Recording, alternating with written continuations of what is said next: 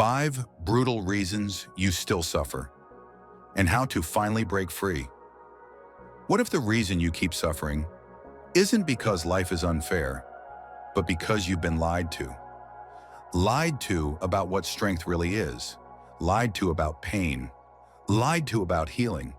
You've been told to be untouchable, to stay strong, stay silent, stay in control. But the harder you try to protect yourself from pain, the more you quietly bleed inside. And here's the truth no one dares to say. You will keep suffering until you stop running and start listening. This video isn't about pretending you're okay. It's about waking up to the truth that can finally set you free.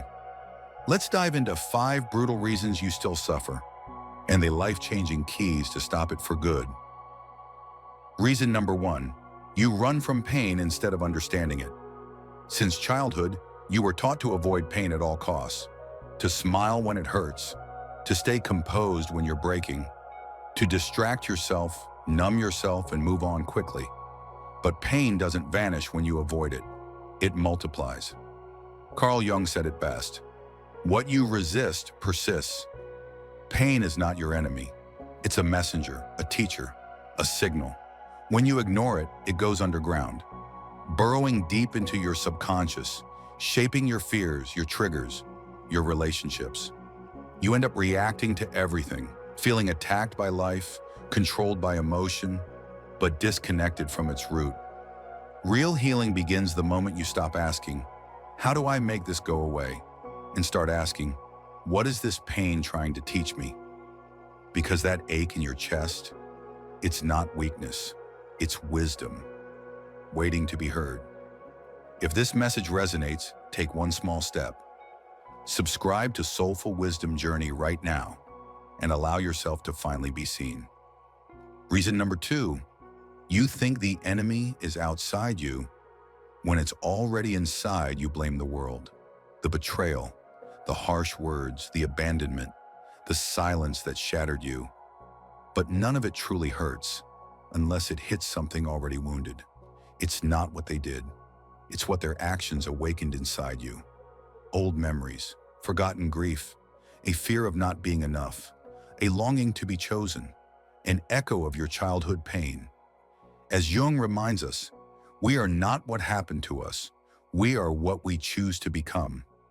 So the question isn't, why did they hurt me? The question is, why did it matter so deeply? What scar did it touch? What belief did it reinforce? What story have you been telling yourself that now needs rewriting? The external world only has power over you if your internal world remains unhealed. When you bring that pain to light, when you stop pretending you're okay, when you admit, even if just to yourself, that something inside still aches, then, and only then, can you begin to take your power back. Reason number 3, you're chasing control and it's destroying you. You work so hard to be perfect, to be kind, understanding, forgiving, to never make mistakes, to always anticipate others' needs. Because you believe, even unconsciously, that if you do everything right, no one will leave, no one will hurt you, no one will reject you. But life doesn't work like that. You can't control what people say. You can't control whether they stay. You can't even control when the next storm will hit. And the more you try, the more exhausted, bitter, and fearful you become. Carl Jung said, until you make the unconscious conscious, it will direct your life, and you will call it fate. Your desperate need for control isn't about power, it's about fear. You fear being hurt again, so you micromanage life. But here's the paradox. The moment you let go, you finally feel free. Because peace does not come from controlling your environment. It comes from understanding your reactions to it. It comes from no longer being ruled by your wounds. Reason number 4, you've built walls instead of becoming whole. You act strong. You say, I'm fine when you're breaking. You smile when you're silently screaming. You've become a master of disguise. But what if I told you, you're not strong, you're just guarded. There's a difference between being untouchable and being emotionally numb. You don't heal by closing your heart. You heal by opening it to yourself, by accepting what you once rejected, by loving what you were told was unlovable, by integrating what you tried to bury. That's real power. Carl Jung called this process individuation, not the pursuit of perfection, but of wholeness.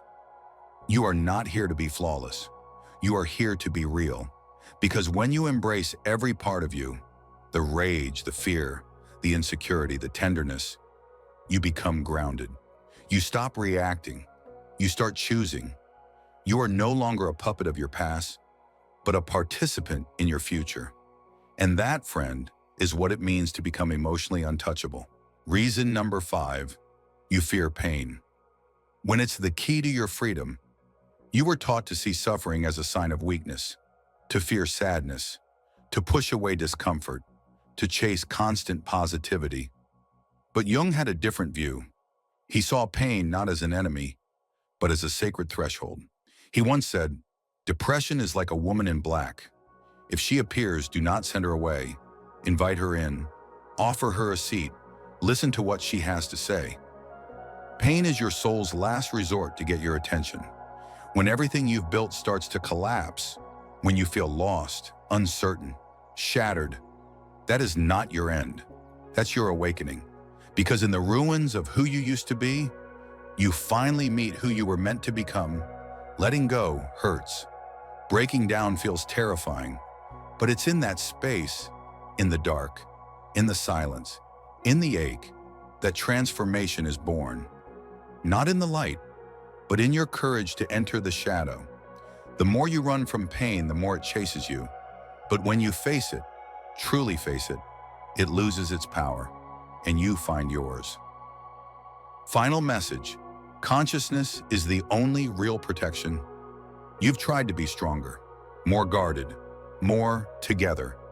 But none of that stopped the suffering, because suffering doesn't come from being too weak. It comes from being too unaware. The words still hurt. The silence still kills. The abandonment still stings. Until one day you awaken. And awakening is not a moment. It's a choice to feel, to face, to no longer blame, to no longer wait, to no longer run. Carl Jung said, "What you resist not only persists, it grows, but what you accept transforms." So stop resisting who you are. Stop resisting your story. Stop waiting for someone else to rescue you. You are not here to survive. You are here to awaken. If you've made it this far, you're already doing the work. Leave a comment below sharing your biggest insight. Like this video and subscribe to Soulful Wisdom Journey, where we turn pain into power and wounds into wisdom. You've carried the weight long enough. Now it's time to breathe. Welcome back to yourself.